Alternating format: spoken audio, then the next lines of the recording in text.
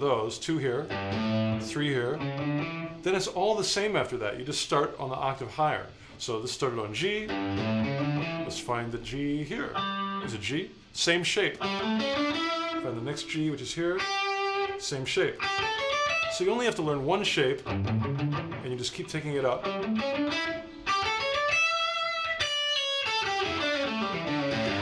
That's a really useful shape to improvise with.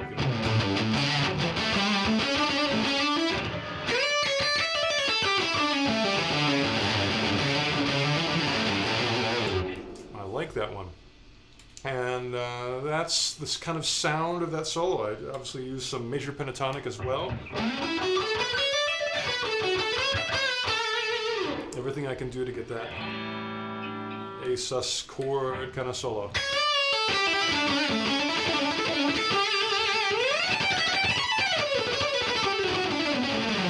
Using Mixolydian scales, playing to them quickly, and that hopefully will give you some of the sound. That hopefully will give you some of the sound of my teeth, our drum set.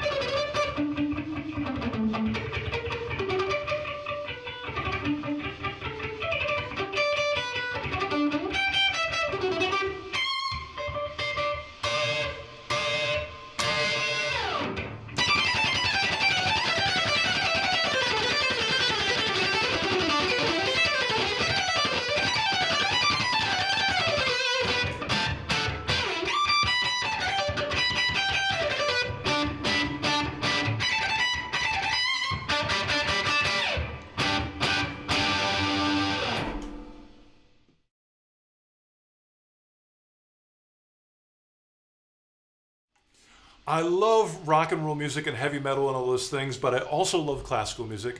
So I chose to do a Haydn symphony all on guitar. I replaced all the bassoons and the cellos and the oboes and the clarinets and the flutes and whatever else is in there. And I played them all with guitar.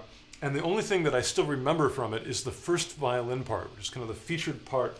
And so I want to show you some of the cool things from that. One of the things is there's a lot of eighth notes. The main thing is eighth notes, but occasionally there's a 16th note thrown in. So that's like the eighth note. But then there'll be a little da-da-da-da in between.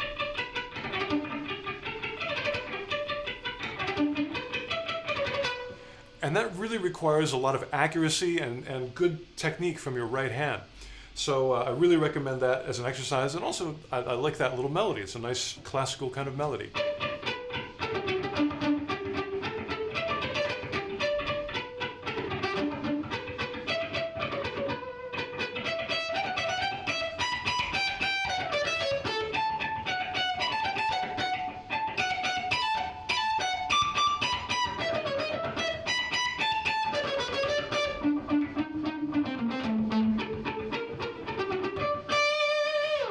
Also, a lot of these phrases begin with your pinky on your left hand. So that's sort of a good training for your left hand as well.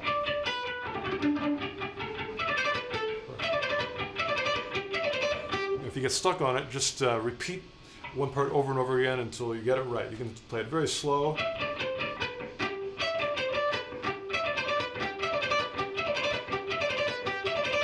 That's the way to build these things up. So the main thing I want to show you besides that 8th note and 16th note picking idea is some of the arpeggios that happen in this song. Some really cool ones. Let me go right to the end where there's, starts with some descending 4s.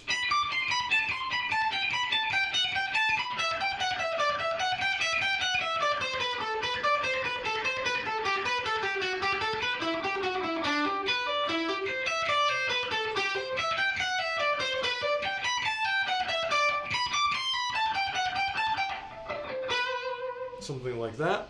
The arpeggios in there are simple triad arpeggios, and they actually, it's quite possible that I could sweep pick them.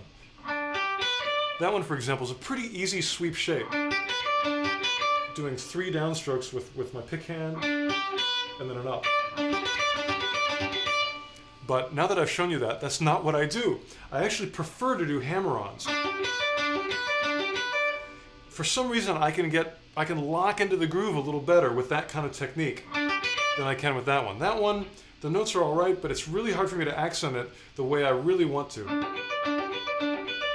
Somehow that, to me, feels more natural. That one's just a little bit unstable. Where that one, it's probably because it's similar to my rock and roll pentatonic kind of licks. It's just a wider stretch. Skipping the B string, playing 2 notes on the G, and 2 notes, I'll say it again for the noise, playing 2 notes on the G string, and playing 2 notes on the high E.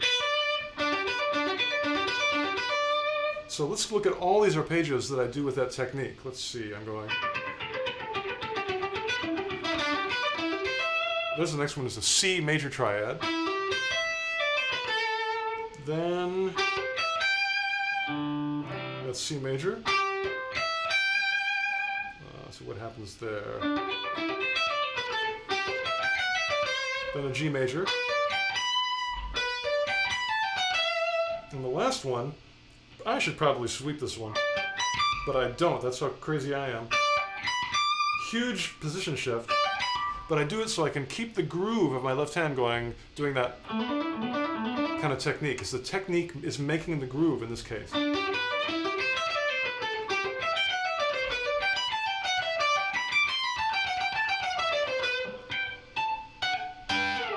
So those are the arpeggios. I think it's a really nice way of getting those to be very smooth and very beautiful. Let's see if I can do them in order.